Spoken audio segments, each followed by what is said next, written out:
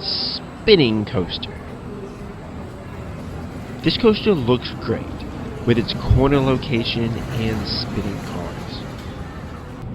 And it brings that extra roller coaster touch to Tulsa's incredible pizza. But just how fun is it? Find out in this review.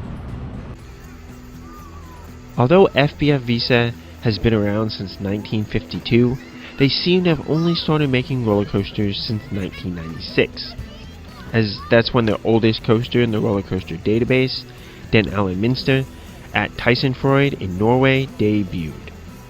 Then, they sparked a wildfire of coasters in 2014, when they debuted their spinning coaster around the globe.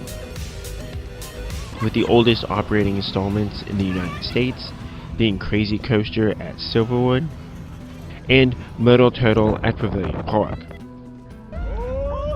Although Siam Amazing Park markets the Boomerang as the most popular coaster in the world, Boomerangs only number in at 53 installations, whereas there have been over 130 installations of these coasters worldwide, with about 71 versions of the classic MX608 Park Model A, which is found at San Antonio's Incredible Pizza and is the version that Spinning Coaster is. 22 MX609 3-loop models have been made, as well as a few more unique models, such as the version found at Alley Cat's Hearsts, that are ultimately likely pretty similar to the basic design of a figure-8 track with 4 spinning cars. Though again, that third helix or loop, hence 3 loops, can be added as well as cars that go upside down.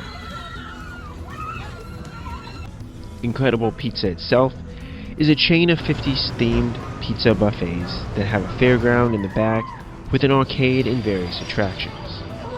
Tulsa's does have a bit more with mini golf, go-karts, laser tag, a scrambler, bumper cars, and Lost in Space. With family entertainment centers, you do have to be careful with the price, since the arcade games and attractions are pay per ride, with Spinning Coaster being $8 a ride, so it's not cheap. However, Incredible Pizza offers a large variety of packages, none with unlimited video games or rides, though. On my visit, I bought the Ultimate Eat and Play package with 6 attractions for $46 plus tax.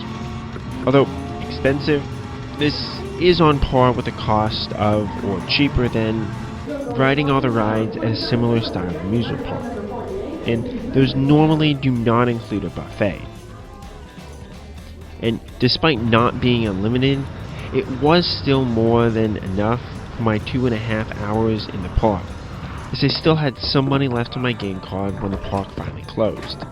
And that was after doing every attraction once and the spinning coaster 3 times, plus playing all the games that seemed to catch my eye. So a lesser package is likely fine if you only want to do a few attractions around fairgrounds, though these tend to be in the $30 price range anyways, so they're not going to be that much cheaper. The online special over the summer, you just had to get the barcode or really mention it at the ticket counter, of Stars and Stripes is by far the best deal, as 4 attractions and the game card for $30 is very reasonable and should give you a full day of incredible fun.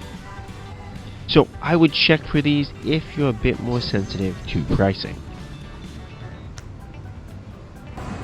After leaving the station, you go up a turning lift hill.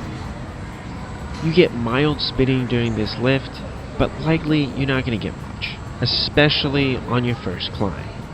At the top, the crest is rather forceless as it is flat and straight, and then you have that turning drop.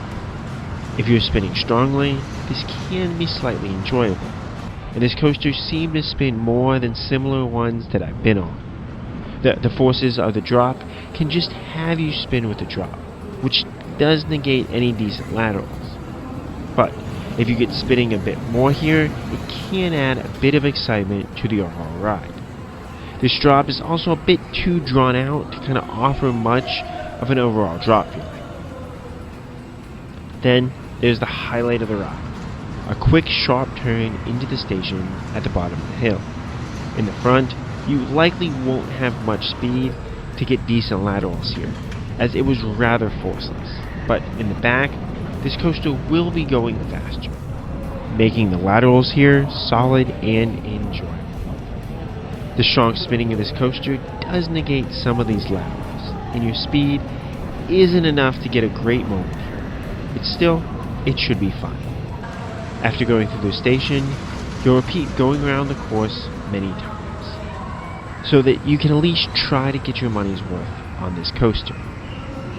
With the amount of spinning this coaster has, I was generally content for the ride to stop by the end, as I kinda needed a little break from all that spinning. Overall, how good is Spinning Coaster? I had a really great time here at Incredible Pizza, and being able to ride this coaster 3 times was just a nice added perk of my overall experience. The mixture of spinning and the layout helped make it a bit more than an average SBF Visa spinner, though it still didn't have any extra special standout elements, as it's a fairly basic coaster. I rank it right above Twist and Shout at Malibu Jack's North Richland Hills. As I rode that coaster when it was brand new, it was really smooth and offered solid forces for its size, but it didn't have that extra spinning and character of Spinning Coaster. I rank it right below Storm Chaser at In the Game Fun Trackers. So that has a bit more speed, which makes the laterals before the station even stronger, though it doesn't have the same level of spinning as Spinning Coaster. Which SBF Visa coasters have you been on? Can you find them enjoyable, especially when nestled around pizza?